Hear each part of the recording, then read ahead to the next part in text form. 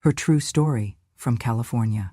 My son texted, "You won't be joining us, my wife prefers to keep it only her family." After I paid for the whole vacation, so I froze the travel fund before takeoff. They boarded the plane, the card didn't. You should understand your place. My wife prefers to keep the vacation just for her family. You've already done your part by paying. That was the text my son sent me at exactly 11:02 p.m. 2 nights before the family trip I had been planning, funding, and dreaming about for 3 years. I sat at the kitchen table, my reading glasses perched on the tip of my nose, the soft hum of the refrigerator the only sound in the house. I had just finished placing the last set of travel-sized sunscreen bottles into the zippered bags I had labeled by hand, one for each grandchild. My hands were still sticky with tape from wrapping little souvenir bags with keychains that said "Aloha" and "Grandma loves you." The phone buzzed again. Another message. "Don't take it the wrong way, Mom, it's not personal. It's just simpler this way." I did not reply. I stared at the glowing screen until it went dark. Then I placed it face down on the table. He didn't call. He didn't say thank you. He didn't even bother to lie with kindness. Just a cold, quiet reshuffling of family, where the woman who raised him had become, in his words, not part of her family. I had known things were changing. It wasn't just the way Tanya, my daughter-in-law, corrected me in front of the kids, or the way she rolled her eyes when I told stories from when my husband and I first visited Hawaii on our honeymoon. It wasn't even how she started hosting holidays at her mother's house and forgot to mention it until the day before. No, what told me everything I needed to know was the way she had looked past me. Not through me, but past me, like a waitress at a restaurant that had already dropped off the check. Still, I never thought Nathan would go along with it. He had once written me Mother's Day cards that made me cry. He used to bring me pink tulips every March, even when he moved out of state. When he was a boy, he told his teachers I was his best friend. I kept the picture he drew in 2nd grade, the one where I had a cape and the caption said, "My mom saves the day." Apparently, I was no longer part of that story. I looked at the small duffel bag I had packed for myself. Inside were 2 sundresses I hadn't worn in years, a photo of my late husband I planned to place on the dinner table during our night at the beach, and a small box of matches for the candle I wanted us all to light in his memory. The candle was lavender, his favorite scent. I had imagined us standing on the sand, barefoot, as the sun dipped into the ocean. I imagined my grandson holding my hand, asking, "Did Grandpa love the beach too?" And I would say he loved it enough to bring me here before we could afford it. He loved it more because he shared it with me. But that wouldn't happen now, because I wasn't invited. I had paid for the beachfront villa. I had booked the flights. I had organized the airport transfers, the luau tickets, the snorkeling lessons, the breakfast baskets. I had spent hours on the phone with a travel agent, making sure the beds were soft enough for the kids, the walkways flat enough for Tanya's mother's bad knee. And now I was a line item that had been crossed off, the ATM that wired the funds and then quietly disappeared. I sat in the kitchen a long while. The clock ticked toward midnight. The house was dark around me, but I didn't turn on the light. I let the dim glow of the under-cabinet bulbs cast long shadows over the counters I had scrubbed earlier that evening. For a moment, I felt shame. Not anger, not even sadness, just shame. The quiet, aching kind that makes you feel like a fool for hoping. I thought about calling him. I even picked up the phone. But what would I say? "That hurts?" He knew that. "You've changed?" Of course he had. "Please let me come." I couldn't beg. Not after all I had given. I set the phone back down. Instead, I got up, walked slowly to my desk in the den, and turned on my old laptop. The screen blinked awake, sluggish but familiar. I clicked open the folder labeled Hawaii Travel Fund. There it was, the total I had been building toward since the day I retired, $21,763.84. It had started with $10 bills tucked away in envelopes. Then I began selling old furniture, then tutoring English online at night. Every dollar had gone into this trip. I had set up a travel fund account, linked the payments for the villa, the airline tickets, the services. I had also set up all the cards to pull from one primary source, mine, because I trusted them, because I thought trust was something I had earned. The cursor blinked. I hovered over the button that said, Freeze Account. A simple click would pause all payments. A phone call to the travel agency would halt everything. I didn't click, not yet. Instead, I opened a blank document and I started typing something else. Not a response to Nathan, not a plea. A list. A new list. Of names. Women from the church who hadn't left the state in 20 years. My friend Carol, whose son hadn't spoken to her since she got cancer. Louise, who buried her husband last fall and still brought his photo to Bible study. Frances, who helped raise her grandkids but wasn't invited to their graduations. Beverly, who told me last month that no one had ever taken a picture of her on the beach. I saved the file. Then I went back to the bank page. I clicked freeze. A small box popped up. Are you sure you want to pause all linked transactions? I clicked yes. Another message. All linked cards will be disabled immediately. Yes. Then I sat back, closed the laptop, and took a deep breath. I picked up the souvenir bag I had made for my youngest grandson. I took out the keychain and placed it on the table. Then I unwrapped the others, one by one. And for the first time in 3 years, I let myself imagine a different kind of trip. One where I was not unwanted, not a burden, not a footnote, but a host. And I smiled. Not out of revenge, but out of something stronger. Clarity. It started with a jar. An old mason jar I kept behind the flower in the kitchen cabinet. I called it the dream jar, though nobody knew that but me. Every time I skipped buying something small, a bottle of vitamins, a movie rental, a new pair of house shoes, I'd take that money, in cash, and slip it into the jar. It wasn't much at first. $5 here, the welk there, but over time it grew, quietly, like hope tends to do. 3 years I saved. I canceled my cable. I stopped buying my favorite tea. I tutored students online for extra income, even when my joints ached and my eyes burned. I turned the heat down at night and wore double socks. I declined invitations to lunch, telling friends I had a tight month. They didn't know I was putting every dime into that jar. For what? For a memory. For one last beautiful moment as a family. Hawaii wasn't just a destination, it was a symbol. James and I had gone there for our honeymoon. We were just 24, barely married, broke as could be. We shared a single suitcase and split sandwiches at lunchtime. He got sunburned so badly on the second day, he wore a bedsheet like a cape for the rest of the week. We laughed more than we ever would again. After he died, I made a quiet promise to myself. I'd take the family there. I'd let the grandkids see what he saw. Let Nathan feel the sand his father once walked. Maybe it would reconnect us. Maybe it would remind him of where he came from, of who loved him first. So I planned. I researched villas that could house all 9 of us. I called the travel agent a dozen times to ask about bed arrangements, dietary needs, and wheelchair access for Tanya's mother. I ordered custom t-shirts with everyone's name and the words, "Family is Forever, 2023, printed across the front. I chose a beachfront home with a fire pit. I imagined us sitting around it, lighting candles, one by one, each of us saying a word to describe James. I would bring his photo, the one of him laughing with his head thrown back, sun in his hair, and I'd hold it while we all said something good. I imagined silence, then tears, then laughter, but mostly I imagined being seen, being thanked, being held. None of that happened. Because somewhere along the way, I stopped being part of the picture. I don't mean just the metaphorical one, I mean literally. I noticed it slowly. Fewer group photos. When they posed at Thanksgiving, Tanya would say, "Let's do one of just the kids." Then, "Let's do one with just our family unit." And by the time they were done, there wasn't time for one with me. At Christmas, they all wore matching sweaters, red with white trees. Mine was blue. I didn't even know there was a plan. Nathan would brush it off. "Oh, you're not into that stuff, Mom." But I was. I just wasn't asked. Tanya took over birthdays. She hosted everything at her mother's place. I was invited, but I felt like a guest. Once, she told someone, "Nathan's mom is here too," as if I'd wandered in uninvited. And always, she smiled like she didn't mean harm.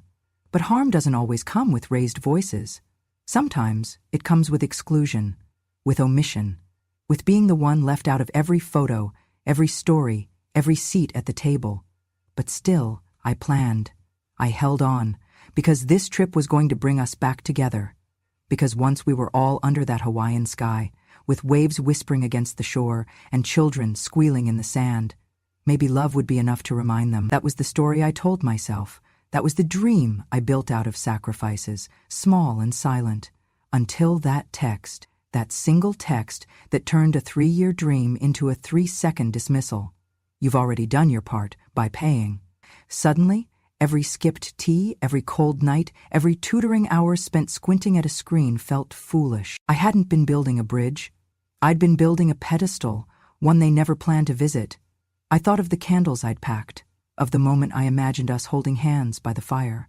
But the truth hit me like a wave breaking sharp against rock. They didn't want my stories.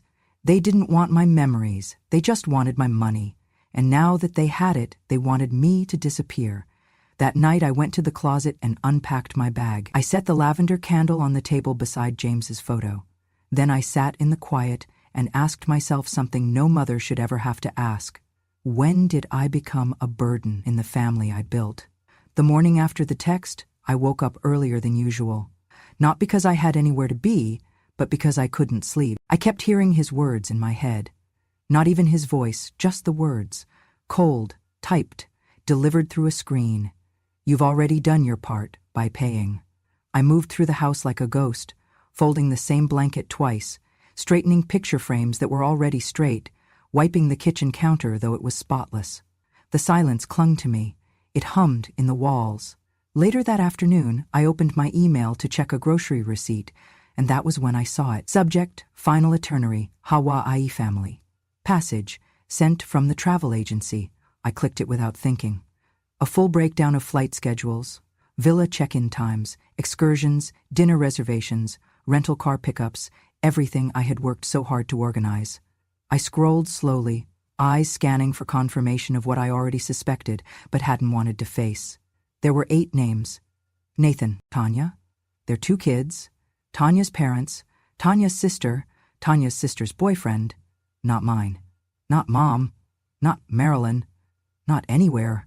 8 plane tickets, 8 lay greeting passes, 8 guests registered at the villa. I was not one of them. I stared at the screen, my hand hovering over the mouse. Then I zoomed in. Maybe there had been a mistake. Maybe I was under guest 9. Maybe they'd added me separately. Maybe, but there were no other attachments, no side bookings, no separate confirmation, just 8. I sat there for a long moment. Then I closed the laptop gently, like it might break if I moved too fast. That evening, Tanya called. Not Nathan, Tanya. Her voice was overly cheerful. "We're just wrapping up packing," she chirped. "I hope everything's set on your end money-wise. I think the final payment hits tomorrow, right?" I didn't answer right away. Then I asked softly, "Is there anything you need me to bring?" A pause, a sharp, awkward silence. "Bring," she echoed. "Oh, no, you don't need to bring anything," I pushed gently. "Just wondering if I should pack any games for the kids or snacks for the flight. I know sometimes they get motion sick." She cut me off, still smiling, but with steel in her voice now. "Marilyn, we've got it all handled. You really don't need to worry. In fact, we were thinking it might be best if you took this trip to rest. Stay home, focus on you." She didn't say it with malice, but the finality was there.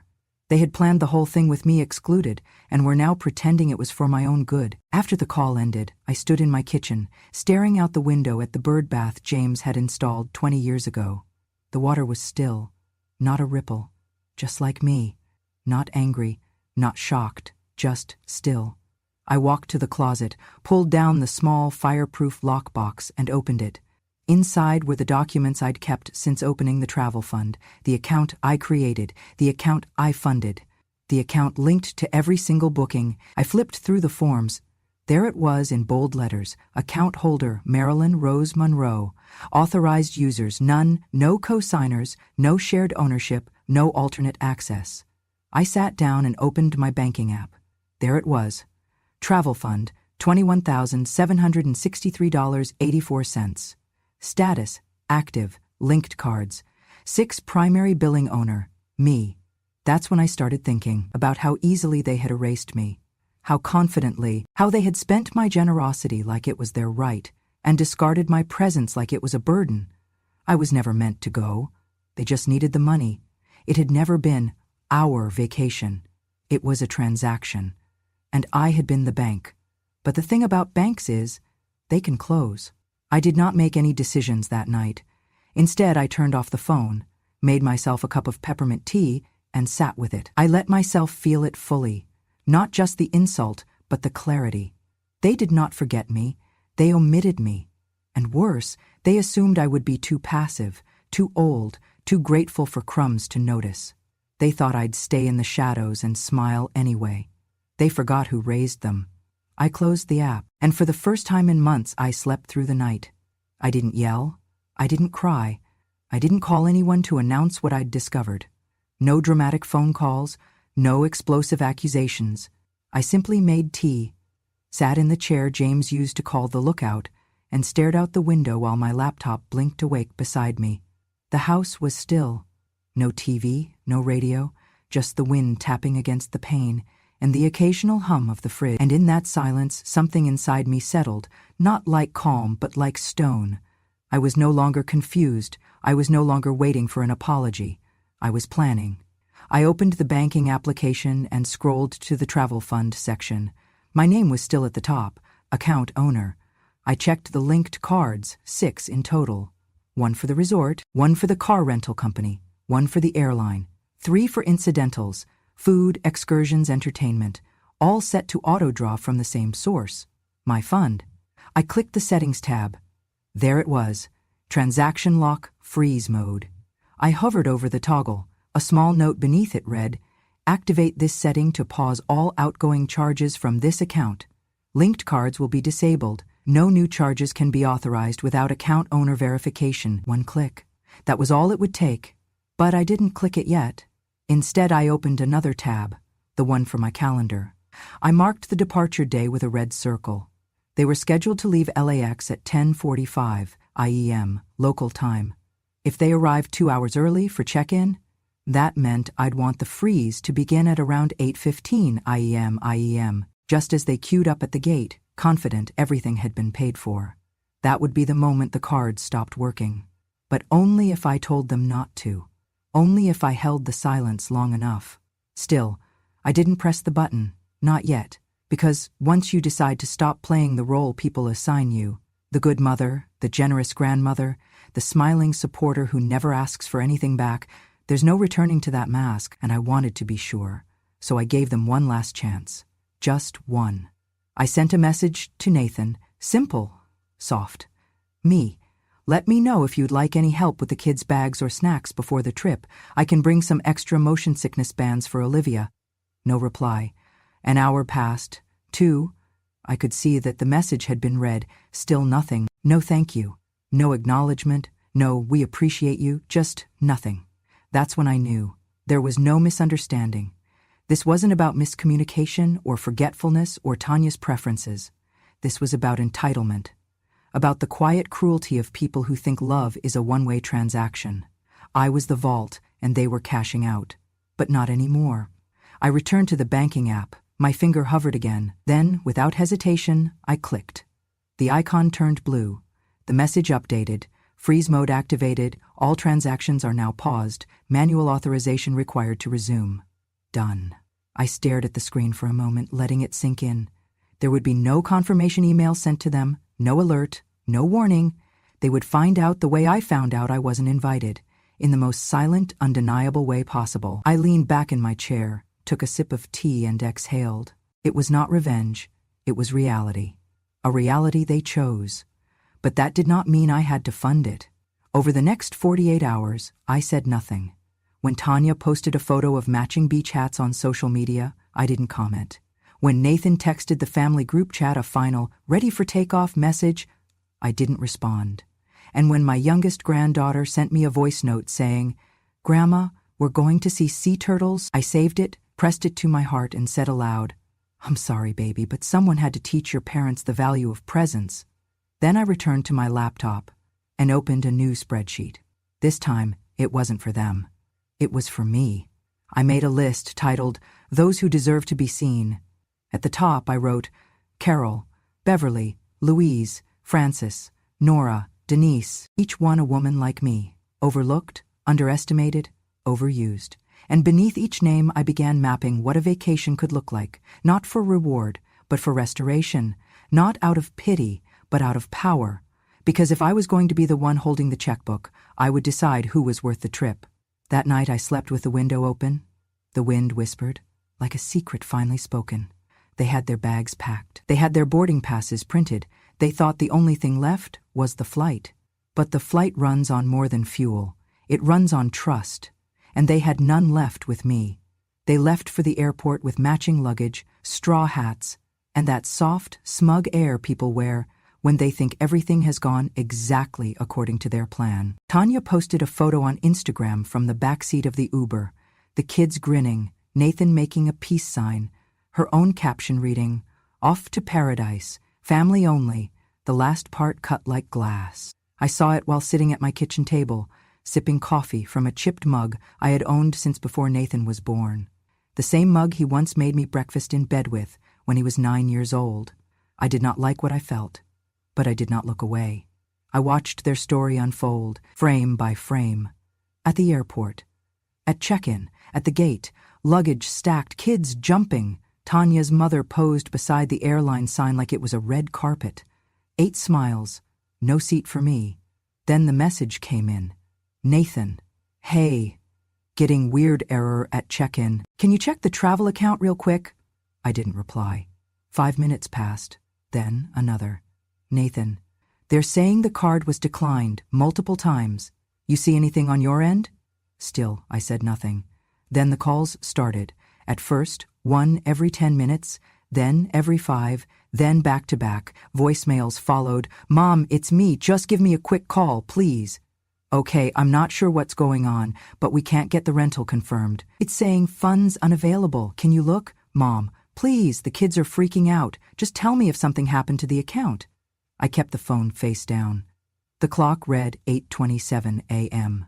The flight was scheduled to depart at 10:45 p.m.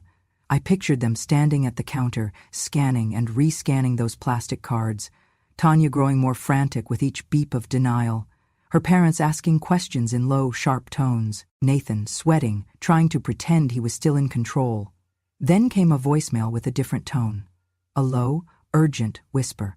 "Mom, I don't know what you did, but if this is because of the text, can we please talk?"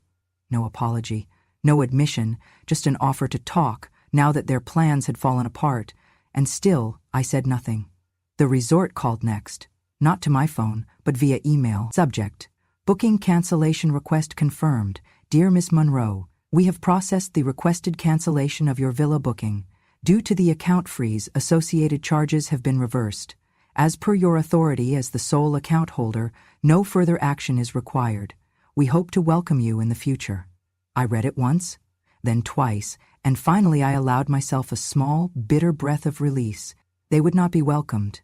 Not there. Not now. Maybe not ever. At 10:40 a.m. Nathan texted again. "We're boarding. Call me, please." But I didn't. They took off without a place to land, because money is only a guarantee when backed by trust, and they had broken theirs. By noon I had over 50 missed calls, from Nathan, from Tanya, even from her mother. I didn't listen to any more voicemails. I went for a walk instead. The air was warm, birds chirped. A neighbor waved and asked if I was heading anywhere for spring break. I smiled and said, "Not yet, but soon." When I returned, the phone had finally stopped ringing. Instead, there was one new message.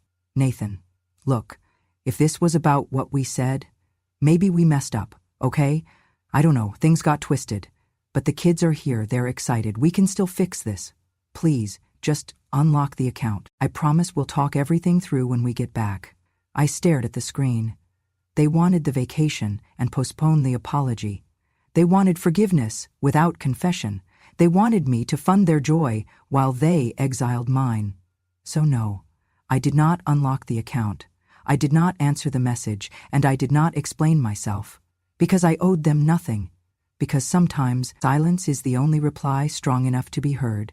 The refund arrived 2 days after their flight. It came in small notifications, one by one. First the resort. Then the rental car company, the airline taxes and fees, the tour packages, the private chef deposit, the lays, the luau, the snorkeling excursion, all returned, all reversed, all mine again. My travel fund account, once drained by love, was full again. But this time, love would not be blind. This time, I would spend it differently. Not for appearances, not for people who viewed me as a wallet with wrinkles.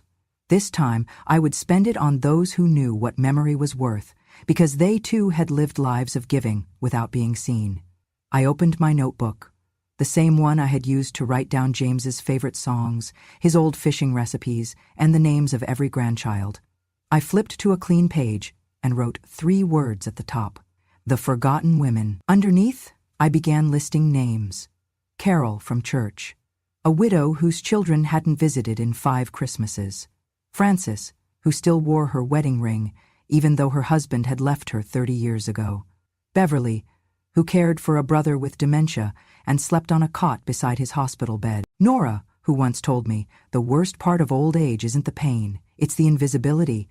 Lucille, my old neighbor, a retired librarian who'd never seen the ocean. And Dottie, who had once given me a ride to the clinic when I twisted my ankle and never let me repay her. I made 6 phone calls. Each conversation was the same, hesitant hellos, followed by stunned silence, then disbelief. You want to take me where? Hawaii, dear, for 1 week. No catch. But why me? Because someone should. Because you matter. I made the bookings under my own name this time. 1 villa, 6 women, 7 days. No tags, no hashtags, no family-only captions. I called the travel agent and gave her different names. I asked for separate beds and 1 large table with enough space for all of us to sit together every night. Then I went to the box beneath my bed. Inside was the photo of James I had planned to place at the head of our family table. His smile still strong, still mischievous, still mine. I had the photo enlarged and framed. Not in gold, but in soft walnut, the kind of wood that grows darker and more beautiful with time. I packed it in bubble wrap and placed it carefully in my suitcase. When we arrived at the villa, a place perched above the ocean, where palm trees swayed like slow dancers and the salt air kissed your skin before you knew it, I walked through the front door and set that photo on the dining table. No one questioned it. No one asked me to move it aside. That night, we sat together under hanging lights, the sound of waves whispering through the open doors. Carol wore a bright scarf and kept refilling everyone's wine. Beverly toasted to finally being somewhere I didn't have to clean after. Frances cried when she saw the view from her window. We didn't talk about who forgot us. We talked about who we remembered.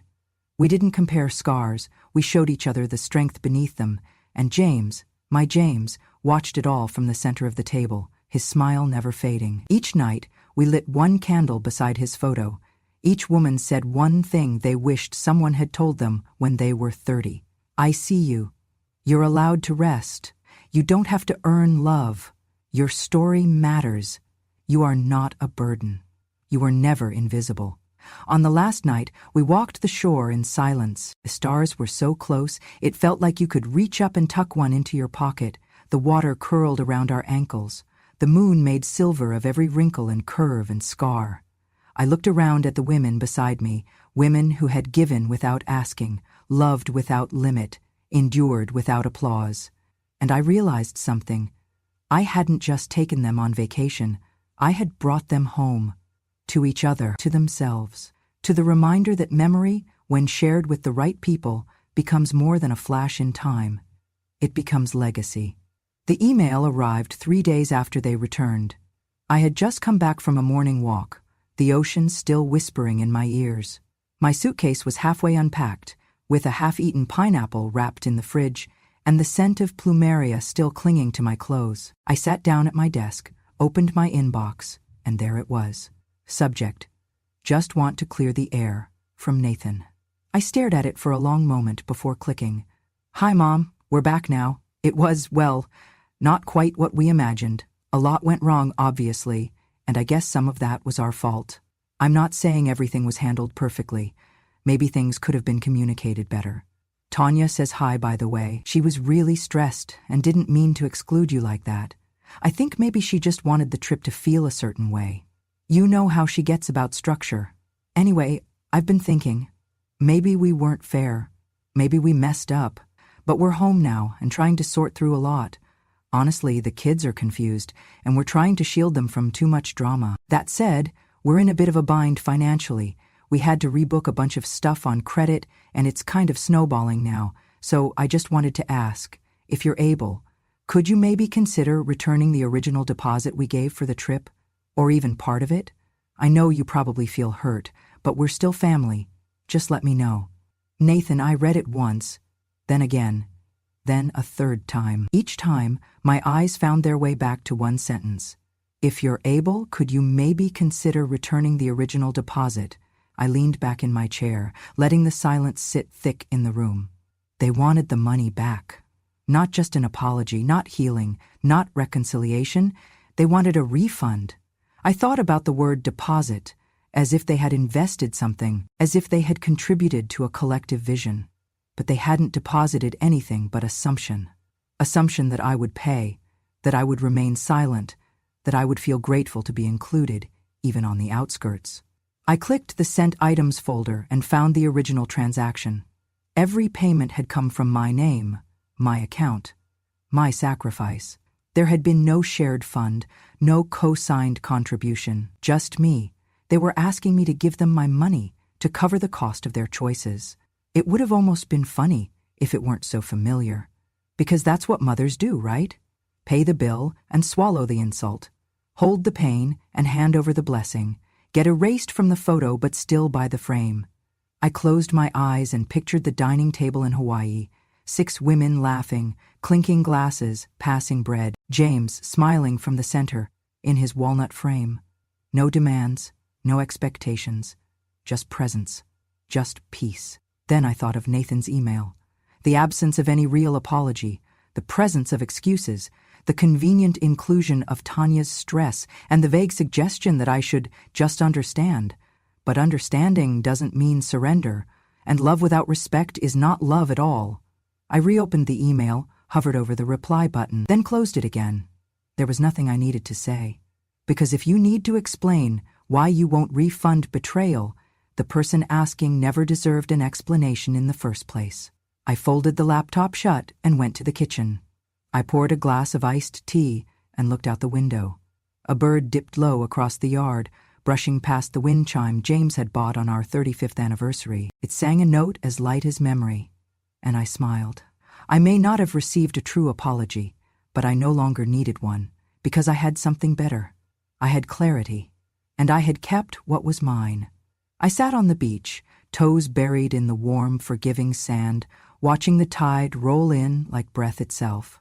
The sky was the kind of pink that only appears in postcards or memories you swore you'd forgotten. Behind me, the villa glowed with the sounds of women laughing, not loudly, not for show, but in that low, full way that comes from somewhere deep, from someplace healing. Frances was telling a story about the time she took the wrong bus and ended up 3 towns away from her wedding rehearsal. Carol was trying to teach Beverly how to hula, with a flower tucked behind one ear. Dottie was singing an old lullaby under her breath. And Nora, sweet Nora, was writing a postcard to herself, addressed to the home she said no one had written to in over a decade. I watched them and thought, this is what family looks like when no one's trying to impress each other. Just presence, just joy, just permission to be. It had taken me a long time to understand that love doesn't come with volume, it comes with consistency, with showing up, with listening, with choosing someone even when they're no longer convenient. That night, after dinner, we gathered outside on the patio. I pulled out the candle. Lavender, the last one. I had brought 7. 6 were already lit, each one by a different woman, each one carrying a memory, a name, a goodbye they'd never been allowed to say aloud. Now it was my turn. I set James's photo at the center of the table. The women fell quiet. I held the matchstick in my hand. This, I said softly, was supposed to be for all of them, for my family. But I think maybe it was always meant for this. I struck the match. The flame flared, then steadied. I lit the candle and watched the wax begin to melt, slow and certain, like time itself. One of the women, Beverly, reached over and touched my hand. I didn't think I'd feel this again, she whispered. Peace, gratitude, like I mattered. She looked at me, tears welling in her eyes, and I didn't think it would come from someone like you. Someone like me? I asked, smiling. Someone who knows, she said, what it's like to give everything and still be left outside the door. I didn't respond. I just held her hand a little tighter. After the candle burned for a while, I stood up and walked down to the edge of the beach. The women followed behind me, slowly, barefoot, each carrying a seashell or a ribbon or a single written name tucked in their pocket. We formed a circle in the sand. No ceremony, no script, just silence. And then I said it, not to them, not even to James, but to the part of me that had needed to hear it most. I'm not sad anymore. Because I wasn't. I wasn't angry either. I wasn't waiting for Nathan to call. I wasn't hoping Tanya would realize what she'd done. I wasn't holding out for some teary reunion where everyone finally understood how much I had carried. I had stopped carrying it. And for the first time in decades, I felt light. I thought about that email, that pathetic, calculated attempt to turn apology into negotiation. I thought about the years I spent trying to be enough for people who only saw me when they needed something. And I smiled. Not the kind of smile you wear at family gatherings where you're handed a paper plate and told to sit at the kids' table because there's no more room. No, this was the kind of smile that comes when you realize you were never the problem. You were just giving your best to people who'd already decided it wasn't enough. That's when the words came, quiet as the wind. Kindness breeds entitlement. So I erased that kindness. And now I owe nothing to anyone. Not because I was bitter, because I was finally free from expectations that had only ever drained me. Free from the weight of false belonging. Free from the performance of motherhood that required constant sacrifice without ever being asked, "And what about you?" I stood at the shoreline and let the waves come to me. They wrapped around my ankles and pulled at the sand like they were saying, "Let it go." So I did. I let go of the dream of a family that would hold space for me. I let go of the house I helped build, but was never welcomed in. I let go of the quiet, endless reaching for approval I'd already earned 1,000 times over. And what remained was this: a handful of women, a villa glowing behind us, a husband's smile frozen in a photo, and a heart no longer begging to be seen. I turned back and looked at them, my chosen family, and thought, I was never left behind. I simply found the ones who were walking my way. If this story touched something deep in you, if you've ever poured your heart into a family that forgot you, if you've ever been erased and had to write yourself back in, then you belong here. This is Grandma True Stories, where silence becomes strength and memory becomes power. We tell the stories no one else dares to, of mothers discarded, of women who endured, of legacies rebuilt, not with noise, but with truth. So if you believe kindness isn't weakness, but wisdom that waits, if you believe that being forgotten isn't the end of your story, but the start of a better one, subscribe to Grandma True Stories today. Because when a grandma speaks, the world finally listens.